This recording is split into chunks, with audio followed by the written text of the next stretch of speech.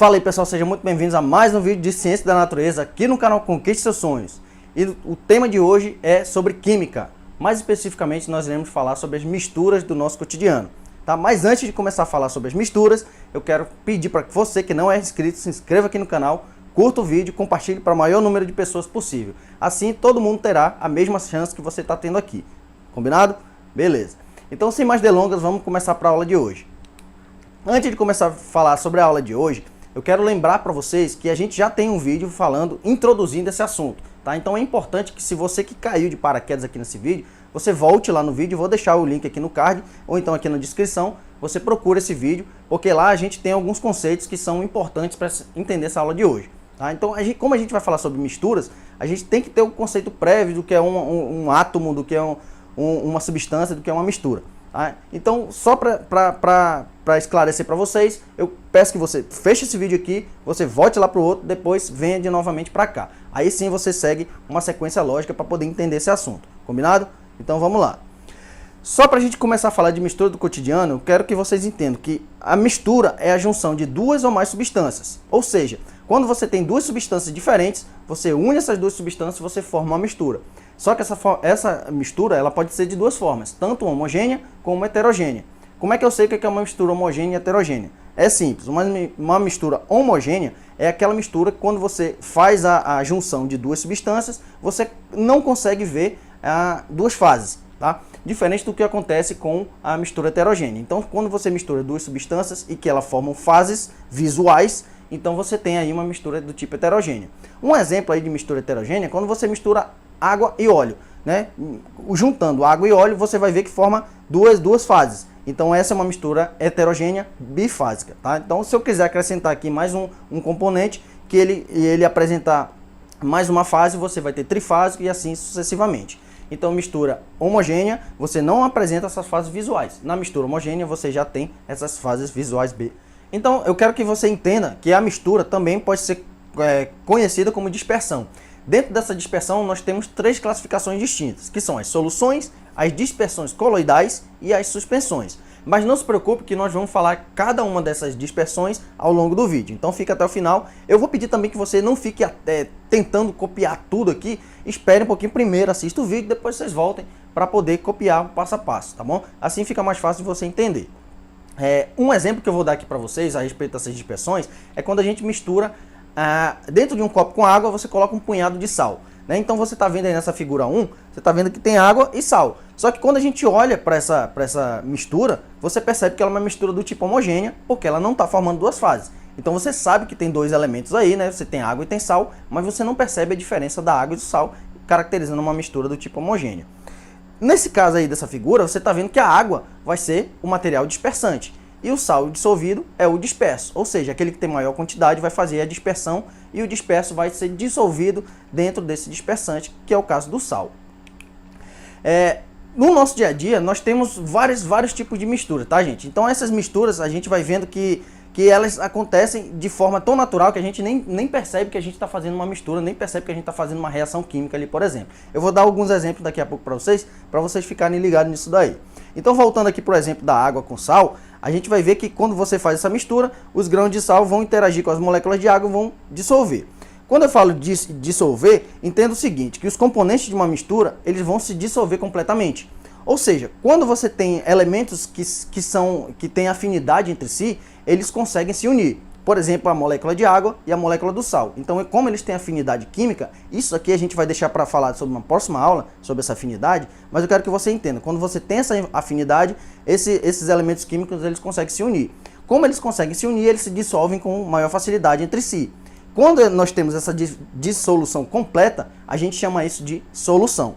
Então entenda, quando você tem uma mistura dissolvida completamente, você passa a chamar essa mistura de solução. Agora eu quero que você entenda o seguinte, aqui tem um conceito bastante importante. Toda mistura homogênea sempre será uma solução. Ou seja, toda mistura homogênea sempre será uma solução, nunca esqueça disso. Dentro dessa solução, o material dissolvido vai ser o soluto. Então olhe para essa figura de cima. O material dissolvido que está aí é o sal. Então esse sal é considerado soluto. Já o material que dissolve é justamente o solvente. A água, nesse caso, é considerado o solvente. Nesse caso aí nós temos uma solução de água com sal. Tá? Por quê que é uma solução? Porque ela dissolve completamente o sal na água, então você não percebe essa diferença, caracterizando aí essa solução, tá certo? Então, conforme eu disse para vocês, ó, a gente tem várias misturas aqui que nós vemos no nosso dia a dia, nós utilizamos e nós nem fazemos conta de que isso são misturas, misturas químicas, né?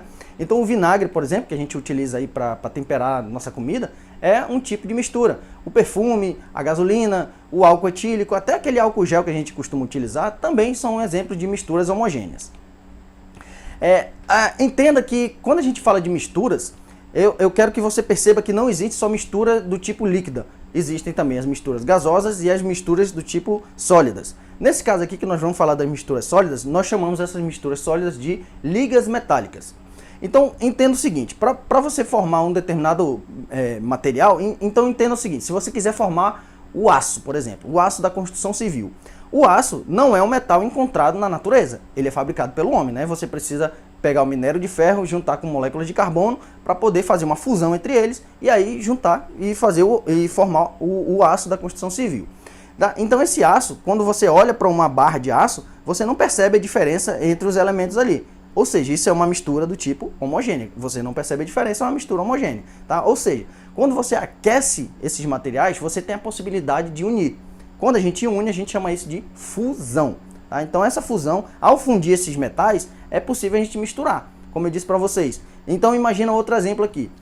Se você pegar aqui, por exemplo, volta aqui para mim. Imagina aqui que você você está numa Olimpíada, numa competição, e o primeiro colocado vai receber uma medalha de ouro. É um metal que existe na natureza. O segundo colocado vai receber uma medalha de prata. Também existe na natureza, não precisa fazer mudança nenhuma. O terceiro colocado ele já vai receber uma medalha de bronze. A medalha de bronze não é um material que existe no ambiente, ele também é fabricado pelo humano.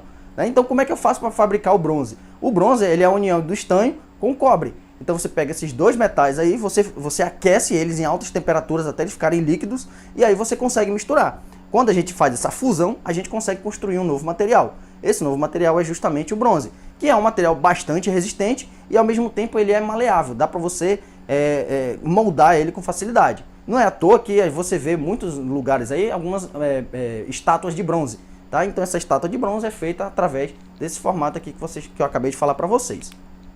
Em relação às soluções gasosas, o caso clássico de solução gasosa é o nosso próprio ar atmosférico.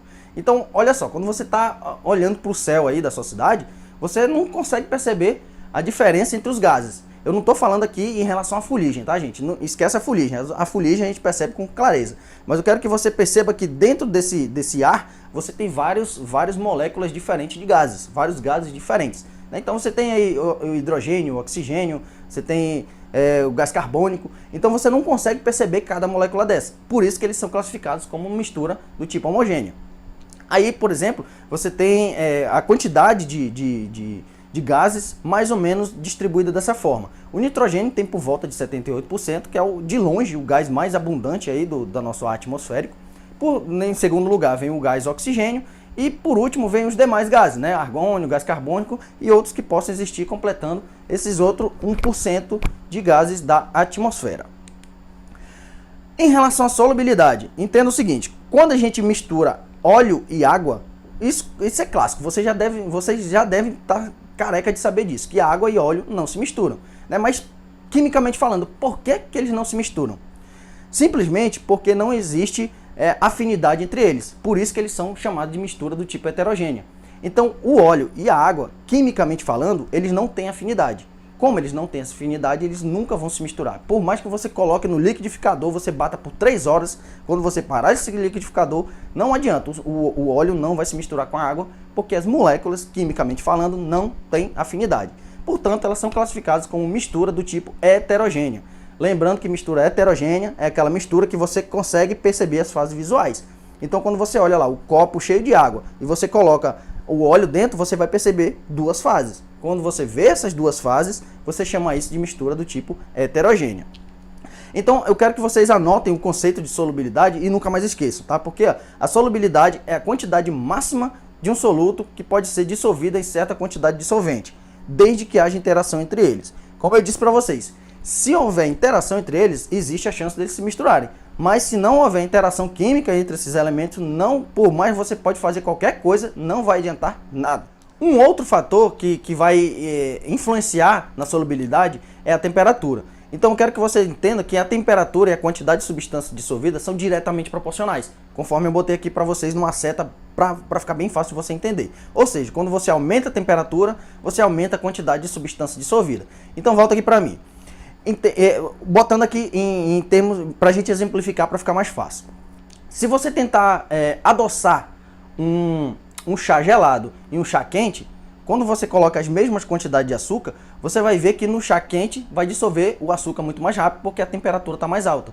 Tá? Então a mesma coisa se você tentar fazer um achocolatado. Né? Pega um achocolatado qualquer, aquele em pó, e mistura num copo de leite quente e um copo de leite frio. Você vai perceber a diferença entre esses dois. Claro que no copo de leite quente, a mistura vai acontecer de forma mais fácil. Então, para você ver, a temperatura ela influencia diretamente na quantidade de mistura dissolvida. Em relação à densidade, nós temos que a densidade relaciona a massa da substância e o volume por ela ocupado. Então entenda o seguinte, voltando lá para o nosso exemplo do óleo da água. Você tem aquele copo cheio d'água com óleo em cima. Quando você tenta fazer a mistura, você vai ver que esse óleo e essa água não vão se misturar por conta da afinidade que eles não têm. Como eles não têm afinidade, eles vão formar uma substância heterogênea do tipo bifásica. Beleza, isso aí a gente já entendeu. Só que você deve estar se perguntando, por que toda vez que você mistura óleo e água, o óleo sempre fica em cima? Por que o óleo nunca fica embaixo do copo? Né? Ou seja, se você for para qualquer lugar do planeta, você vai misturar óleo e água, o óleo sempre vai ficar em cima. Ah, e você vai tentar dar uma desperto, né? Não, eu vou pegar, vou fechar esse copo, vou virar de cabeça para baixo. Na hora que você fizer isso, o óleo vai subir e a água vai descer. Sempre vai ser assim, não adianta tentar mudar, porque por conta da densidade.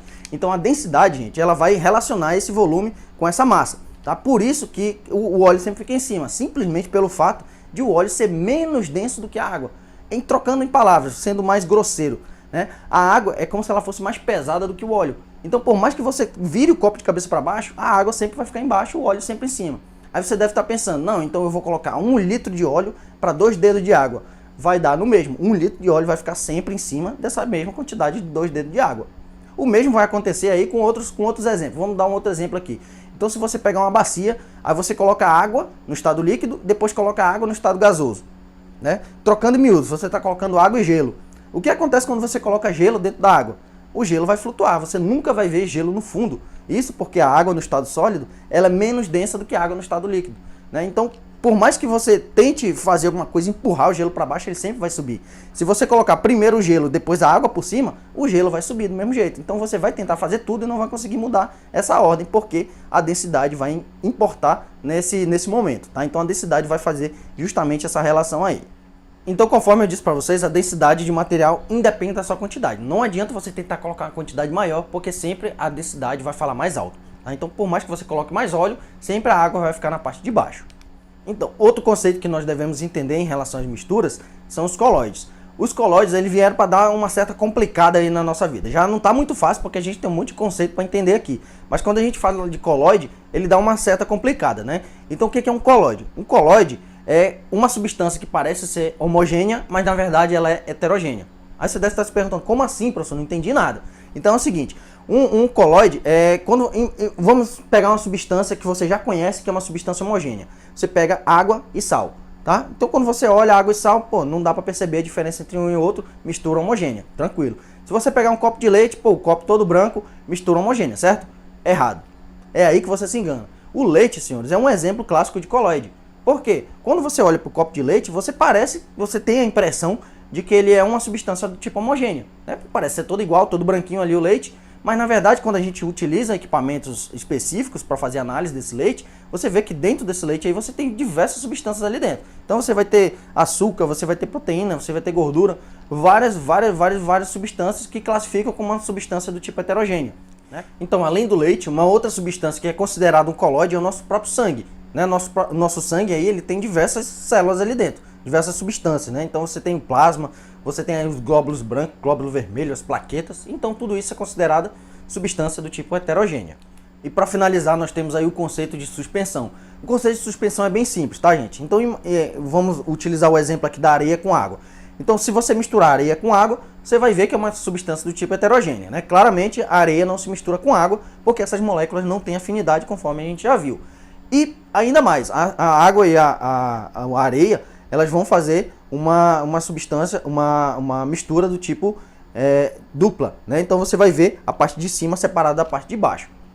Então você vai ter uma substância do tipo heterogênea dupla. Então você vai ter o tipo de uma mistura heterogênea do tipo bifásica. Você tem duas fases bem evidentes aí. Só que quando você pega essas duas fases que estão ali paradinhas e você pega uma colher e começa a misturar, você vai ver que aquela areia que está toda no fundo, ela vai flutuar nessa água. Quando ela está flutuando nessa água, a gente diz que ela está em suspensão. Então esse é o conceito da suspensão, tá? Quando você tem esse material que não se mistura com a água, porque eles não têm afinidade, mas eles estão dispersos ali naquele ambiente. Mas se você deixar depois de um tempo acalmar essa água, a condição volta a ficar da condição original.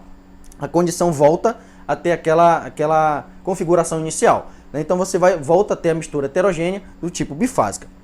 Então galera, por hoje é só. Se você gostou, curte o vídeo, curte o canal, bate no sino e até a próxima.